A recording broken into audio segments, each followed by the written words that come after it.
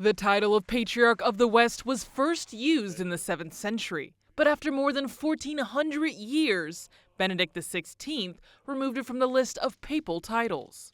The title of the Patriarchate of the West today is a little bit difficult to understand because the majority of the Catholic Church is no longer in the West. It's in Latin America. It's in other countries. In this sense, it's a little bit difficult to talk about the Holy Father as the Patriarch of the West. But this year, Pope Francis decided to reintroduce the title, and many believed it was to strengthen ties between the Catholic and Orthodox churches.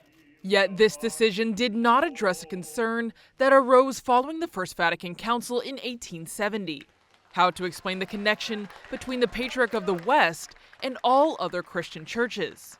It is exactly this question of how the primacy of the Bishop of Rome and the infallibility of the Pope play a role in ecumenical dialogue that is the focus of the Vatican's newest document, entitled Bishop of Rome.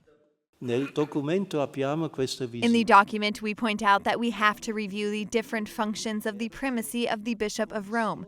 First, he is the Bishop of Rome. After that, he has primacy in the Latin Church, and when all Christians are united, he would also have this universal primacy for all Christians.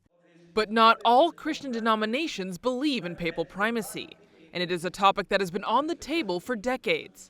In 1995, Pope John Paul II invited Christians to work together to find ways for the Bishop of Rome to be at the service of all Christian faiths.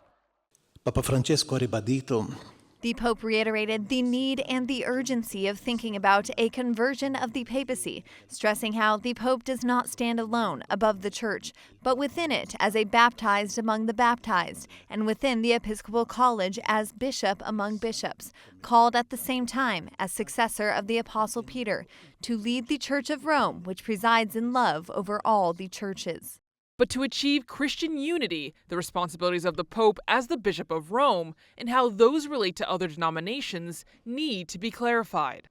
I would like to stress the importance of a reformulation or an official commentary on the teaching of Vatican I, which remains a major stumbling block between our churches, especially because it is difficult to understand nowadays and open to misinterpretation. It is therefore still necessary to present the teaching of Vatican I in the light of an ecclesiology of communion, clarifying the terminology used. And that's exactly what the new document suggests. In 1870, the First Vatican Council defined the doctrine of papal primacy and infallibility. The new document proposes both reinterpreting and rewording these teachings without going so far as changing the basic tenets of the Council.